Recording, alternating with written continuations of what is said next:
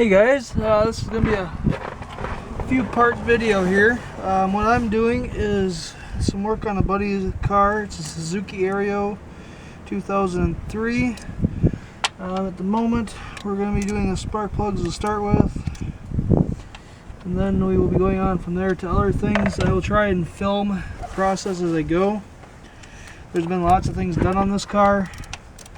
I've done some wheel bearings, ball joints, oil changes, and a few other oddballs that have come along. But I'm just going to take you through the process here of what I've been doing with this car. He's had this car sitting for a few months because it's got some suspension issues. I'm just starting up top because it's cold out and I don't want to work on the ground right now. So follow along, and if you guys have any questions, be sure to ask. Right now, all I did is take the engine cover out quick. It was just 4 10mm bolts. We got a couple of grommets in these, but they'll stay in this plastic cover.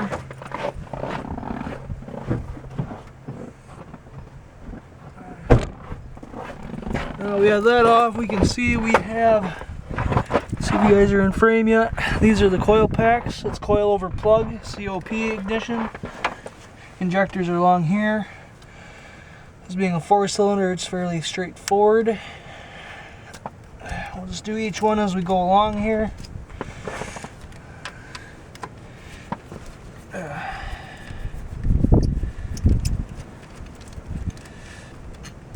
Yeah, my buddy, he's not really up on his maintenance too much, but I guess what do you expect when you ain't got no money? Okay, that one's loose. Oh. Now I'll just start taking all the bolts out. So maybe that'll make it easier to get the harness out of the way altogether. Undo the bolts and everything. I'm sorry I haven't done plugs on this car yet. It's kind of new to me.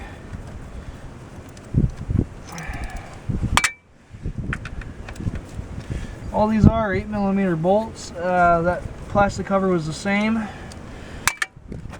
Take them off as you please. Use a ratchet, hair ratchet, whatever. Okay. Pinch that enough to get that off. And I'm going to have to employ a small screwdriver here. Yep. That did it. Okay. So that we have those loose, we can get this whole entire wiring harness out of the way. Just tuck that behind there. Now we have the plugs directly. Each one, as you can see, is loose. Normally I would blow this out with compressed air, but my compressor's inside. I'm outside today. That one is dry, which is good. We will be replacing these spark boots, just due to the fact that he asked me to. That one looks kind of crappy. It's been getting water in there or something. It's not so bad.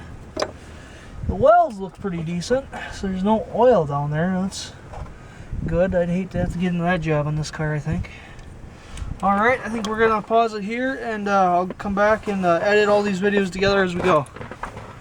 Okay guys, we're going to start pulling these plugs. I'm going to look down inside them one more time. I see no debris. I see no oil. So we'll go ahead and pull these out. I'm just using a long-handled ratchet. Nothing fancy, nothing special. If you had a locking extension, a lot of times that's handy for these when you're putting the new ones in. But I'm not using a spark plug socket. I'm using a standard 5/8 socket instead. As you can see, my plug hardly wanted to come out. So maybe what I'll do is I'll just loosen these up and then I'll grab them with my plug or a magnet. Actually, I might be able to reach that with my little magnet. Yeah, I think so. Yeah, these aren't very deep, so you can just reach them with a little magnet. These plugs weren't necessarily bad. He didn't have necessarily any running issues, but we're going to kind of give the car the full Monty here. tune-up, oil change, needs brakes, got wheel bearing and the suspension parts front and back. Still not sure what it is in the back, I still have to look at that. But I know he has a ball joint in the front that's bad. Plug number 2. Actually, I suppose that's probably plug 3. Technically, I think it's 1, 2, 3, and 4. So it should be the closest to the left side, I think, is 1 on these engines. Yeah, because front to back, excuse me. Guess I wasn't thinking. I'm replacing the boots on all these. As you can see on this one, let me just look at the frame here. This one's got a little bit of brown to it, where there's some rust and whatnot. A lot of times you'll see arcing because the boot is bad. That doesn't really look like arcing to me. But that is all going to be replaced anyway. So that one's not too bad. Similar. And a little bit of crud on there. Something America, there's a sticker there. I don't know what that's from. Looks like America and maybe Patent America. I don't know. Looks like it just kind of fell in there from something else.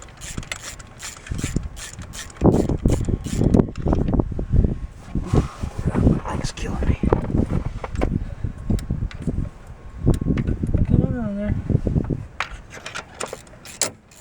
Guess I didn't have it loose enough. Okay, and that one actually looks like the nicest one of them all. Okay, you'll see I have all 4 spark plugs out if we're looking for the spark plug gap.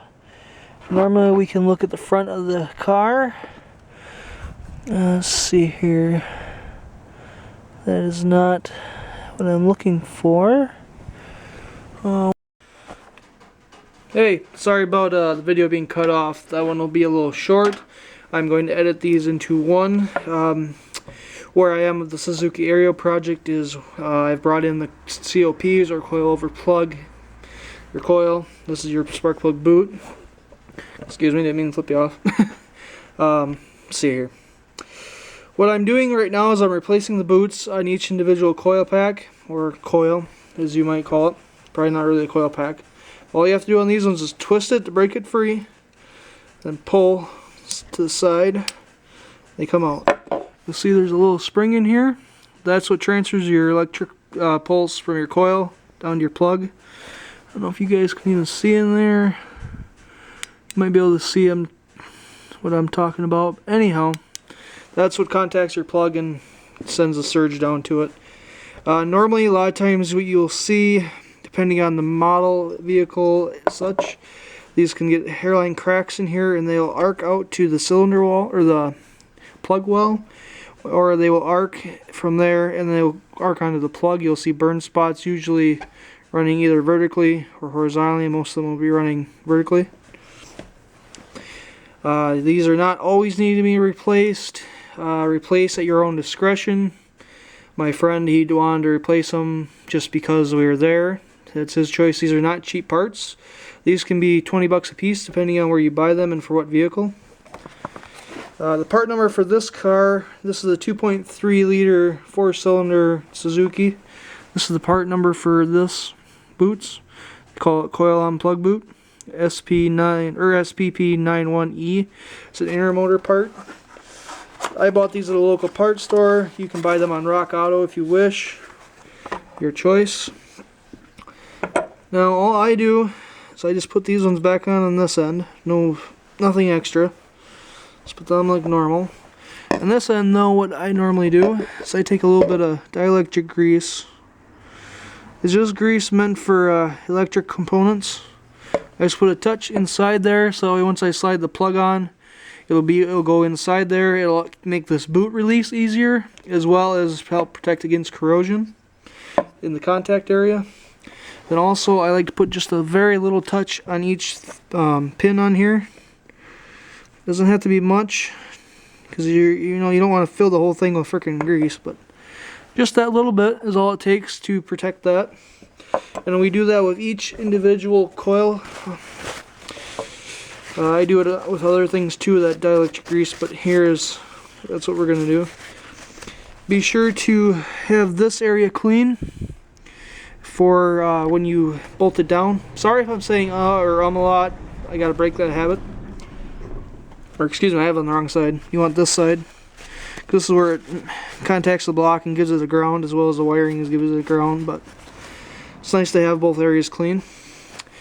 The plugs for this car, I'm sorry that the video did not cover that. My battery died on me. See, they were gapped at 39 thousandths according to the car. You can look under the hood and it has that information. I will give you guys another video when I get to another point in this project. Catch you later. I'll try to edit these into one. Maybe I'll break them up. I've been kind of thinking doing them at one, so I guess see as they come along. Alrighty. Hey guys, sorry about the battery being dead. I think I need a new battery, to be honest with you. But this is just another quick addition to the Suzuki videos I've been making. These are all the parts that we have so far that are going into this. There will be more. There's brakes, air filter plugs, plug boots, what else is in here? Axle bearing, drive belt, etc. About $400 of parts there. So we are just gonna have to hold off for now. I can't really do anything more with it until the weather warms up, because it's supposed to be like -18 tonight, and I'm just not gonna work in the wind, even if it's half blocked by the garage. So it'll have to wait. The belt, I actually had to look at my manual. I'll probably bring it up here anyhow, but I'm gonna look in there just to see. It looks to me like I'm gonna have to either tackle from underneath or loosen the engine mount and lift up the engine to do this. If I have to lift up the engine to do it, I may have to buy one of those Harbor Freight engine support bar things, or something along them lines, or make something work. I can probably put a jack under it. Something. I'll find a way to make it work. It's just a matter of getting a day where it's not so darn cold to do this, because it is just windy and cruddy. I was able to do the plugs pretty easy, but if I have to start getting on the ground, just not going to go there. So, if you guys have any questions, please feel free to comment. Please rate and subscribe. So, talk to you guys later as soon as I have some more information. Look forward to more videos like this. There's going to probably be a few of them, considering it's going to take a little time between doing it after my work hours and such. So, catch you later. Bye.